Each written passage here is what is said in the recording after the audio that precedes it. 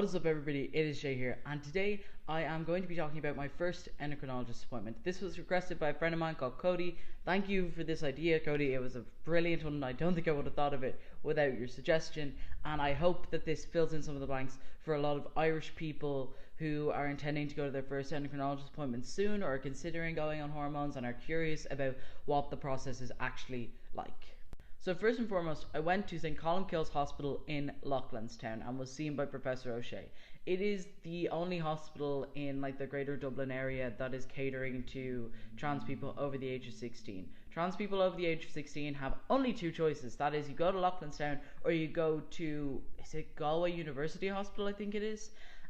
So you only have two options as an adult for hormone treatment on the public health system, and if you're a under 16s, you have to go to Crumlin Children's Hospital. So that is not the experience I had. I only had the experience of going to St Columcille's Hospital in Loughlinstown. I was on their waiting list for 9 months prior to my appointment.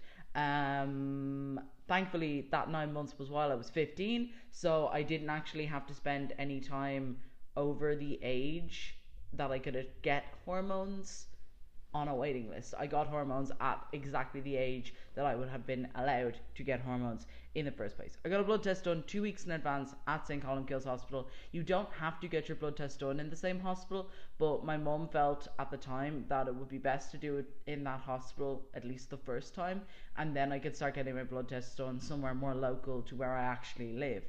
What was the one last thing? I also brought with me any and all transition related documents that I already had.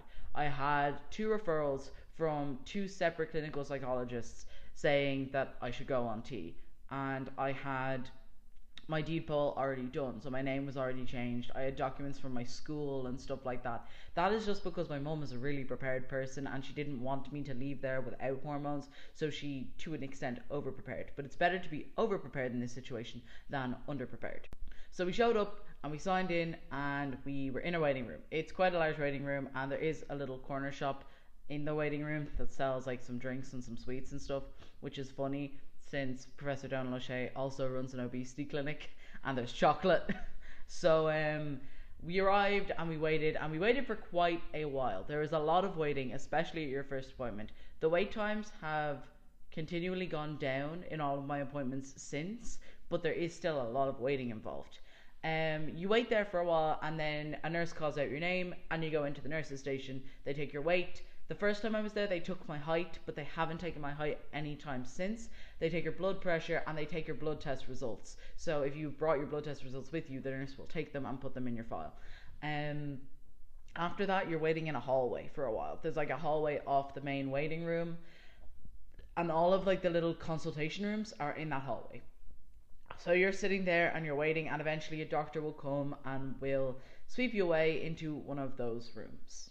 This is kind of where your appointment really starts. One of the doctors, who are basically like Professor O'Shea's minions, will come in and will talk to you, and you get a bit of a questionnaire kind of thing. They ask you questions about how you like to dress, how you like to be referred to. You get questions about your gender identity and all that kind of stuff. So there is a lot of the same kind of questions that you would get when getting diagnosed with gender dysphoria in the first place and getting referred to Loughlinstown in the first place. It is quite uncomfortable, especially since a lot of the time it's phrased in such a way that assumes you are still your assigned gender. So mine was very much oh, do you like to cross dress? And by cross dress they mean dress as a man, or stuff like that. They assume that you are your assigned gender and then ask you questions as though you want to be the gender you identify as, but it's a bit gross, but you kind of have to do it anyway.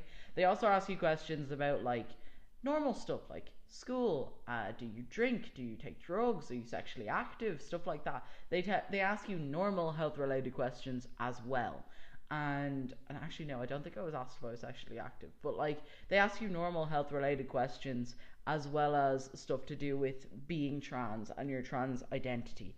I know that at least for me, as someone assigned female at birth, the doctor that I was talking to in that consultation also poked and prodded me around my stomach area to make sure that I had no abnormal feeling stuff in the region of my uterus. And she also felt up my legs just to check for blood clots or something. It was a bit unusual, I'm not gonna lie, but I assume that's just the routine stuff that they have to do. So don't be surprised if that happens. At this point, you will start talking to the doctor about what you actually are going to be prescribed. Sometimes people get offered Testogel. Usually the reason you're offered Testogel before anything else is because if they have concerns about if you might react badly to testosterone, if your body might react badly to it, that it's easier for you to get off Testogel because it has to be taken every day. So it's easier for you to stop taking Testogel and have the testosterone worked out of your body quicker. You may also be offered to go straight on to Sustanon or Nebido. Those are two different types of shot-based testosterone. Sustanon can be anywhere from every week to every 4 weeks, but everybody that I know who's been putting it has been putting it every 4 weeks initially. And Nebido is every like 3-ish months by default. You may also be offered hormone blockers off the bat. I do know some people have been offered blockers and stuff like that.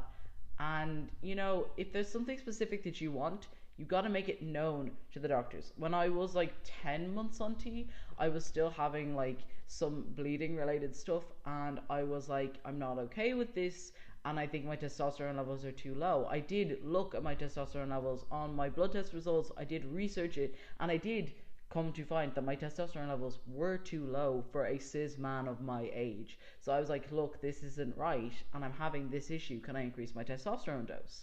And they were like, yeah, okay. You kind of just have to tell them what you want and ask for what you want, and that way you will get what you want, you know?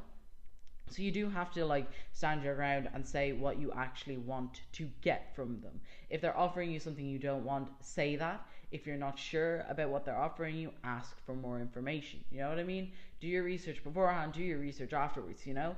Make sure that you're getting what you want out of this appointment. So at that point, I was offered a gradually increasing dose of Testogel, which I was okay with. I understood this because I was the youngest patient that Professor O'Shea had ever dealt with. I was getting prescribed testosterone exactly on my 16th birthday. So I was the youngest patient he was working with in terms of transitioning.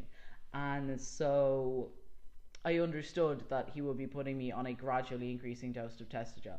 I was on Testogel every 3 days for a month, then every 2 days for a month, and then every day for 2.5-ish months. And then after that, I swapped onto a shot instead when I went back for my next appointment. So you gotta, if you're okay with what they're offering you, then take it. If you're not, say something about it. I was okay with what I was being offered because I'm not a fan of needles.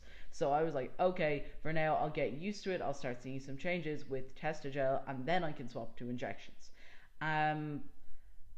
After they tell you what they're offering you, you will likely be waiting again, because then you have to talk to Professor O'Shea or the guy he works with. I can't remember what his name is. I've met him as well, but you will have to talk to Professor O'Shea after that, basically.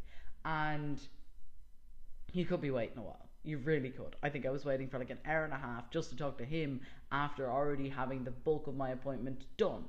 And in the end, like, he comes in and he just okays whatever the doctor has said you can have. Basically, that's all that happens. There's just a bit more discussion, and he's there, and you can ask him any relevant questions, and then they write you a prescription, and you just leave. That's it. So in terms of once you are on hormones and you are receiving ongoing treatment from these doctors, I do firmly believe that first and foremost, know what you want, stand your ground, say what you want from them, be as explicit as humanly possible with what you want. And be honest with them. If you're having some kind of a problem, tell them. If you have some question to ask, even if it's awkward, tell them, ask them. Keep an eye on your testosterone levels yourself. Really, 100% recommend this. I was a year on T and still wasn't at the normal testosterone level for a cis man of my age. So I said that to them. And I was like, my testosterone levels are lower than other people my ages should be. So can you increase my dose? And they were like, yeah, okay. You know, like, they are very willing to let you do this kind of stuff. They will let you increase your dose. They will let you choose which form of testosterone you're most comfortable taking. You just have to ask, and you have to be persistent and know what you want from them. I do think, as I said, keeping an eye on your own testosterone levels is really important. Keeping an eye on your general health, keeping an eye on your changes, it's all really important. But first and foremost, just take care of yourself, okay? You are one of those doctors, hundreds of patients, you know? You're one out of 100 people they could see in a day. You are the only person looking after yourself, so you are probably going to pay a little bit more attention. So thanks for watching. If you like this video, please do click the like button down below. The comment section is open for any questions that you have about receiving hormone treatment in Ireland and what that system has been like for me. And I'm also now trying to seek to get a referral to go for top surgery over in England. So, you know, I'm getting some deets on that as well. Thank you for watching. If you like this video, please subscribe for more of the same. Thank you for watching yet again. I will see you next time.